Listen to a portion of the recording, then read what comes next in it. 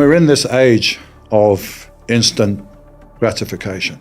Everybody wants everything now, right? Do you think it's fair to say that for people who are not going to pursue competitive bodybuilding, that it's probably best to explore how far they can go with their training and good nutrition, and perhaps even without hormone replacement until they really need it or later? As far as I'm concerned, everybody should make their own choices in life and be able to do what they want to do. But keep that in mind. Is it worth it? Well, a lot of people ask me, what happened if you didn't lose your father when you were 13? Dorian Yates, the bodybuilder, probably wouldn't exist. Whatever gains you make by taking anabolics is a temporary situation. You will lose it when you get off, right? So it's a merry-go-round. Once you get on the merry-go-round, you don't really want to get off, because when you do get off, you start to lose all those gains. You start to feel mentally depressed because now your hormones are on the floor. So what are you going to do? Jump right back on again. So I went from 180 to 210, so that's 30 pounds. I put on in a year and a half training or something. Then I decided to do the competition, so I already put on 30 pounds, like without anything. I believe there's a lot of people in the sport with mental health problems, especially women now, because they're in the high doses now, where before they really weren't. I have two questions, one practical, one more related to your personal story.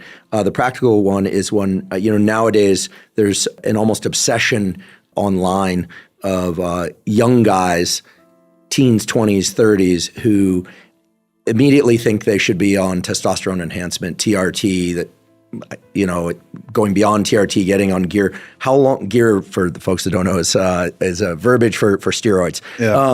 TRT, Testosterone Replacement Therapy, lower dosages designed to bring things into upper normal range, in some cases a little higher. What, from the time you picked up a weight, maybe in this youth detention center, until the first time you went on gear, how long was that, and how much did you achieve doing the sorts of training you were talking about before? I want to separate this out from the competitive phase, in part because, frankly, I think, and I've been very open, I'm on low dose TRT. I started when I was 45. About 125 milligrams a week. Okay. Yeah, same as you. The same. Yeah, same as you. But I always tell people they really, really, really should wait, if do it at all.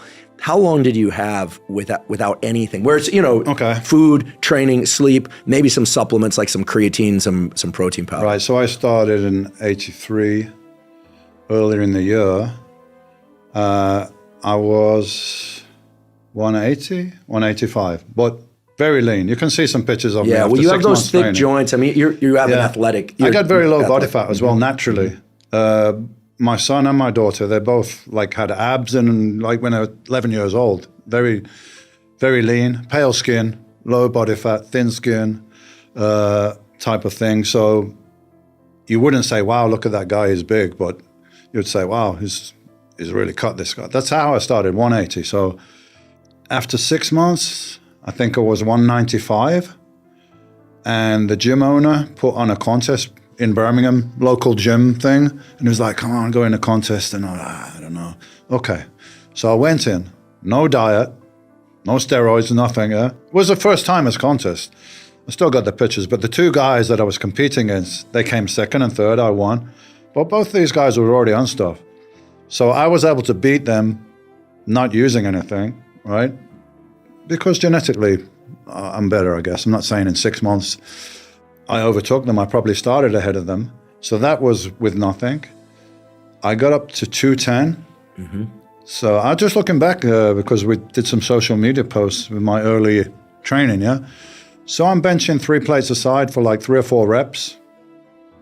And I want to go now into the IFBB and compete, which I know everybody's using, right? So I was 210 when I decided I'm going to do this competition. And I did some D-ball, 20 milligrams a day for about 6 weeks. And I switched to Anavar for the contest. So I went from 180 to 210, so that's 30 pounds. I put on in a year and a half training or something. Then I decided to do the competition. So in 6 weeks, I think on 20 milligrams of D-bar, I went to like 230. You know, it's a big boost in 6 weeks, but I already put on 30 pounds, like without anything. And for me, it was always like, I'm going to do competitive bodybuilding and I intend to make a career out of it. So I just want to be on the same playing field as everybody else. So I won a novice competition in the IFBB. And like everyone was like freaking out. The guy who was the head of the federation, who's also a judge at the Mr. Olympia, and some other guys came backstage and said, where the hell have you come from? And why are you in the novice competition? I said, well, I'm from Birmingham and this is my first competition in the federation. So I start at the bottom and wait. You're probably better than our best heavyweight. I'm like, nah, come on. And they were laughing like, this kid is like, we want you to join the British team in 2 weeks' time at the World Games, which is World Championship. So I went from a novice 2 weeks later to competing in the World Games against Berry May, who became a top Olympian, Matt Mendenhall, who was the best amateur in USA at the time, and I got 7th place there. And I remember, like, I basically spent out all my funds to get ready for this contest. I had nothing left. I had to buy a tracksuit, tanning lotion. Like, I was earning very little money, so this took all my money, and I'm broke. And I had to ask my brother-in-law, can you lend me like 20 pounds because I need to do this and get a taxi to the team selection, right? So I went to the team selection, I got picked, but I was like amongst all these guys and I'm thinking like, I just borrowed some money to get here, you know? But they picked me for the World Games team. So I went quite uniquely, I think, from a novice competition to a world championship in 2 weeks. So that's, you know, kind of the level I was at when I first started competing. I don't want to put words into your mouth, but do you think it's fair to say that for people who are not going to pursue competitive bodybuilding, that it's probably best to explore how far they can go with their training and good nutrition, and perhaps even without hormone replacement until they really need it or later? I mean, to me, it seems like, given the health risks, unless there's, it's sort of like boxing. Yeah. Like boxing's fun. I've done some boxing, done some sparring, but at some point you realize, wait, if I'm not going to make money doing this, if this isn't my career, getting hit in the head is just not worth it, especially for my job. I'm not asking you to be a public health advisor, but you've been in this sport. A lot of young guys are and gals are interested in looking better, feeling better, and going immediately to what peptides can I take? What, you know, should I be on HRT? Should I take Anavar? And I've got my opinions, but you're the expert here. Well, it's my opinion, and the way I looked at it was like, I'm going to do this as a sport, right? So I justified it because everyone else is doing it, and I did it as a professional. And 1990, so I was 2 times British champion, overall British champion in 1988. I got my pro card, and my first pro contest was Night of Champions, which was probably 2nd or 3rd, you know, below the Mr. Olympia. Because those of you who don't know, you can't just go into Mr. Olympia, right? You have to win a pro show or place in the top 3 as it used to be then. I'm not sure. Now they seem to give out so many pro cards, it's kind of lost its value, but then it was tough to get a pro card. So I said, look, I've been doing all this, yeah? I'm taking steroids, which may have some negative effects on my health later on, may do. So I'm going to go to Night of Champions. If I don't get in the top 5, I'm not good enough. So at that point, if that's the case, no longer justified to take the steroids, right? Or compete, because I've gone as far as my genetics will allow me. As I observed the history of bodybuilding, the guys that were great champions, they were great like out the gate. They didn't get, I don't know, 12th place in Mr. Olympia and then next year win it, right? You got it or you don't have it, right? That's what I thought. I'm going to be brutally honest with myself. I have a gym. I'm making okay money now. If I don't compete, I could open more gyms, put more time into that. I have a young son. You know, they're kind of making a sacrifice of time and energy and everything because I'm putting everything into this.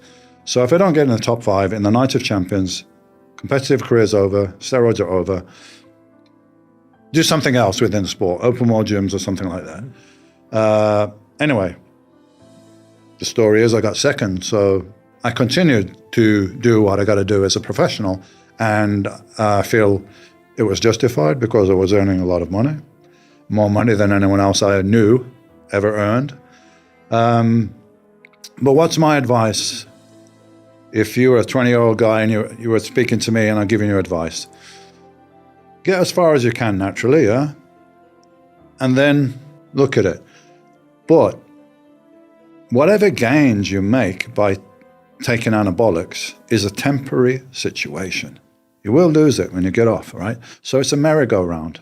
Once you get on the merry-go-round, you don't really want to get off, because when you do get off, you start to lose all those gains. You start to feel mentally depressed because now your hormones are on the floor. So what are you going to do? Jump right back on again. And it becomes this merry-go-round. As far as I'm concerned, everybody should make their own choices in life and be able to do what they want to do. But keep that in mind. Is it worth it? Because possible negative effects physically, and also is not talked about a lot mentally. I believe there's a lot of people in the sport with mental health problems, especially women now, because they're in the high dosages now, where before they really weren't. And we're in this age of instant gratification. Everybody wants everything now, right? And I see it a bit like this, maybe from the guy's point of view. Well, listen, women are having breast implants, right? They're having lip fillers and Botox and all this shit. So why can't we take some anabolics just to look good and have abs on the beach? Why not? Because of that. And ask yourself if it's worth it, because this is a reality. You can't keep those gains, so you're probably going to be forced to continually do this over a long period of time, and that might be bad for your health. I seem to be in very good health, but I've changed my lifestyle and done a lot of different things to kind of recover from the stress that I put on my body in a professional career. And I'm here today, and I'm healthy, and I'm successful, and my business is good, and I'm happy. But it could have been different. You know, it was different for a lot of guys that I used to compete against. Yeah, a lot of them are dead. Yeah, so is it worth the risk? I mean, that's their question to answer, but I would say it's not. But hey, that's just my opinion. Mm-hmm. Well, I'm struck again by how rational you were. If I place in the top 5, et cetera, I'll move forward. If not, very calculated, very grounded. Really. What's in those notebooks? Everything from what you did for a warm-up, how you felt going into all there. The sets and reps, warm-up, how I was feeling that day. Some days I was feeling overtrained and tired. Even though I was training 3 days a week, sometimes I had to back off the intensity because of work and stuff like that. But how I was feeling, and, you know, it's interesting if I look at my books over the years, the first ones are quite childish, got these little, go for it, you know, mass and power. Kind of cool, too. I'm glad you mentioned that. I've kept training logs inspired by you and by Mike for many years, and getting to read that kind of stuff, the kind of silly stuff, I mean, it captures the spirit of it at the time. Not only that, I would forget half of the stuff that I did if I hadn't documented it. Even now, I'm like, my guys on social media was like, when were you doing this exercise? And when did you start? When did you change to this one? I'm like, I don't know, man. I have to go back and look. And sometimes it's not as I thought it was when I go back. It was a little bit different. So it's great that I got all that written down and documented. And I used to have every month a review where I'm at and the goals for the next month.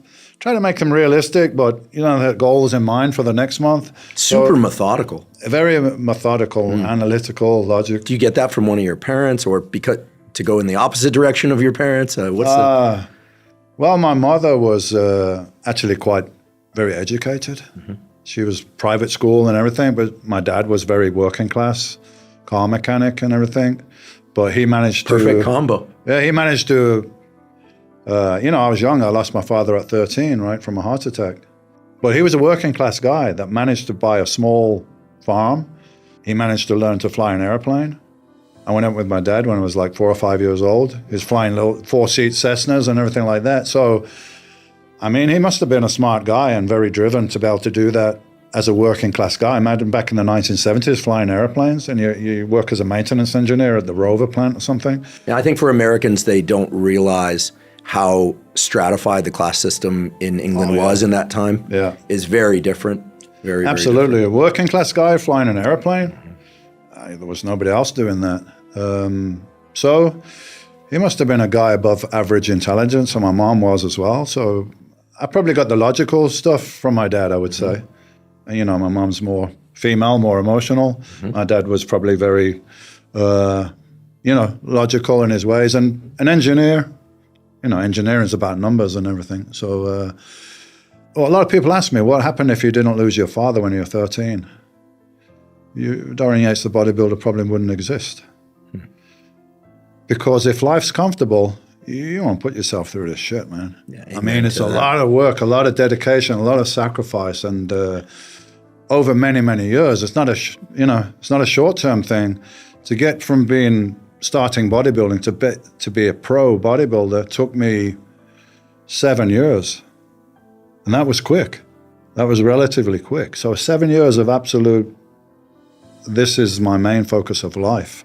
This is what I'm doing for 7 years to get to be pro. And then I was 7 years as a pro as well.